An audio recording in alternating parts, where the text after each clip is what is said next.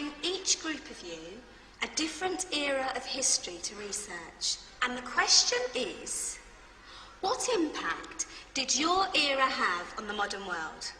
So Sarah, your group has the ancient Greeks. Ravi, you've got the Romans. And Danny's group gets, yes, a bit of a challenge for you. You get the Middle Ages. Some even call it the Dark Ages. Boring. See how you get on. Yes, miss. So, Serene, yes, the Renaissance.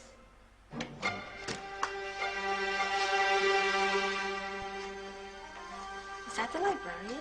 I guess so.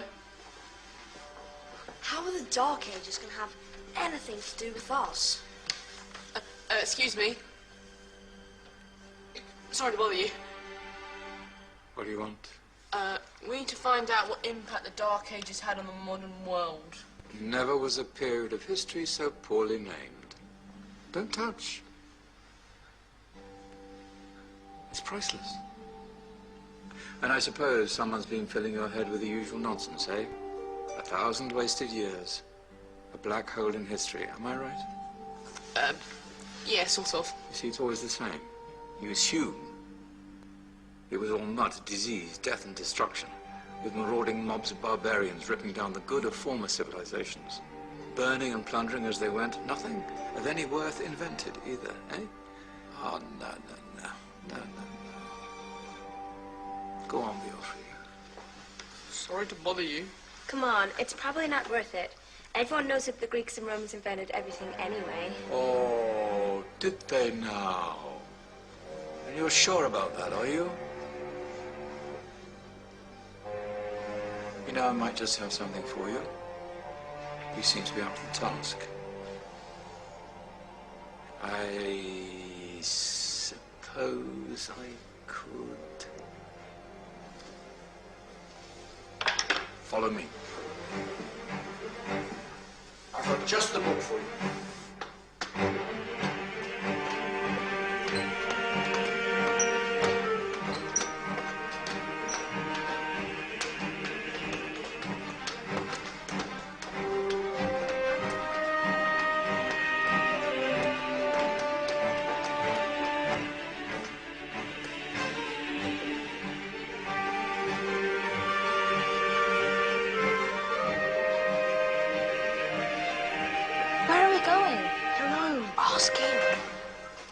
Excuse me, where are we going? From darkness into light, my young friend. From ocean onto land. There are things you should know.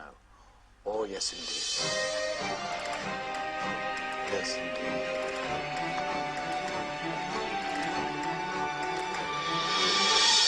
Now, I know I left it round here somewhere.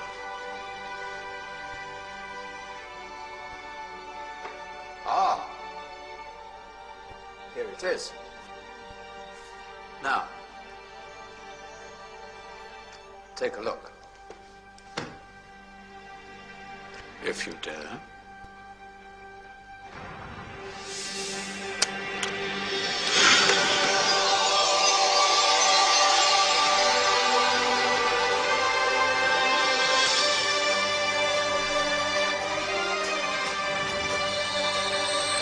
What's going on? Welcome to the Dark Ages, or as it should be known, the Golden Ages. Who are you? I am Al-Jazari, engineer and ingenious inventor. I thought you said this was the Dark Ages. It doesn't look very dark. That's because it's all a matter of perspective, my soon-to-be illuminated friend.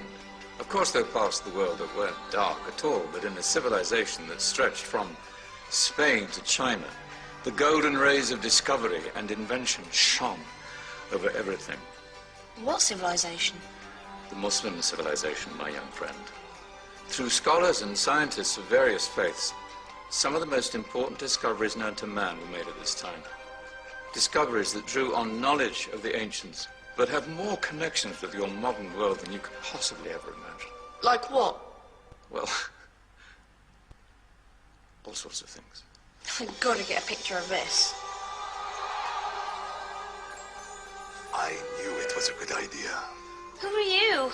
Allow me to introduce Ibn al-Haytham, a great scientist whose ideas led to the invention of the camera. You invented the camera?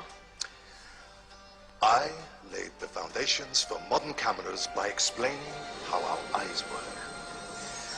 I found a way of projecting an image onto another surface through a small hole in a dark room, later called camera obscura.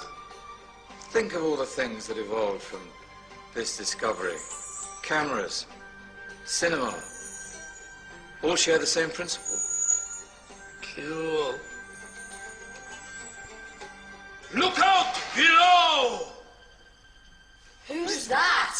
That's my good friend, Abbas ibn Farnas, Who gazed up to the heavens, passionate in his belief that man could fly. Whoa. Indeed, he dared to dream about flying 1,000 years before the Wright brothers.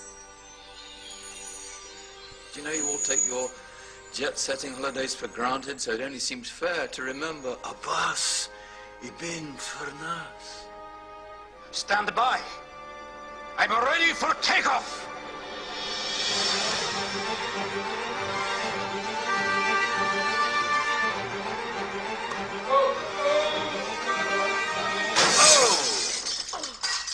You did forget one thing, though. A tail, useful for landing. Is there a doctor in the house? Did someone call? Ah, my old friend, why don't you introduce yourself to my young guests? I am Abul Qasim al-Zahrawi. Many call me the father of surgery. Did you actually do surgery back then? Of course we did. In fact, many of the surgical tools that I invented are still used in your modern hospitals. Excuse me, a patient needs my attention. Scalpel? I think I may need some stitches. In that case, I'll use catgut Catgut? from the gut of animals. Perfect for stitching up internal wounds. Your surgeons are still using it today. Sorry, mustache.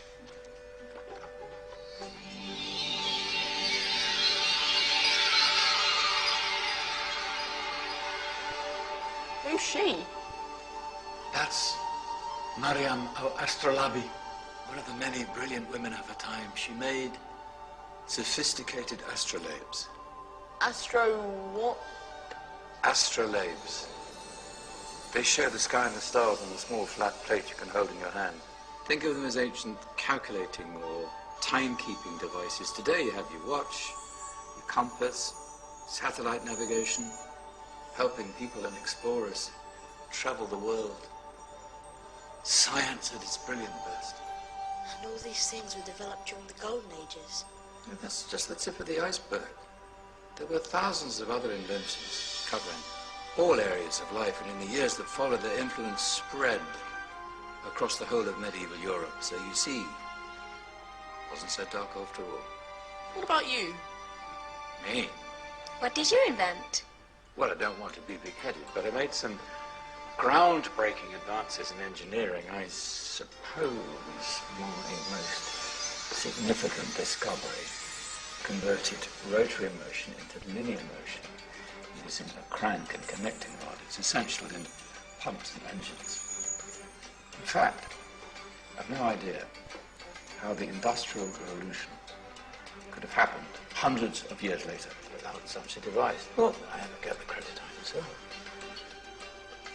But my crowning glory was my amazing time-telling machine. My legendary elephant clock.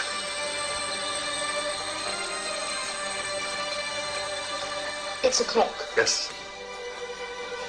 Dozens of components collected from different cultures around the world. Indian, Greek, Arabian, Egyptian, Chinese. Wow. A United Nations clock. That is pretty cool. Does it actually tell the time? Wow, yes, of course. If it wasn't for me, thousands of people would be late for everything. Speaking of time, we'd better get you back. And remember, Spread the word. This is the golden age, and I've only shown you a tiny part of this wondrous time.